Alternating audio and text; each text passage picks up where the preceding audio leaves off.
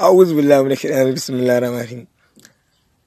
Sako ne ga dan mushe dan gidan abubakar ka san shi abubakar ba ko banza dai bai da karasa ko karasa da shi dan ka da arman ta maiki dan mushe nake cewa ka rubuta ka aje kai ma hawa ka shigo ka rubuta ka aje dan ba baran ka za a yi ba tunda dai ka kawo kanka ko to za ka je ka karfe 12 kuma ka san ko da wa kake yi ga zaura na wurin ta maiki ce zaura duk abin da ake faɗa ga mata ga ta maiki akwai ta maiki ce zaura kuma ita kamata mutum ya zo wajenta tunda ita ce mata kuɗi yanzu dan mu shake tana kungiya an duda dare magin da za a yi za ka gane kuna ka sauko da aiki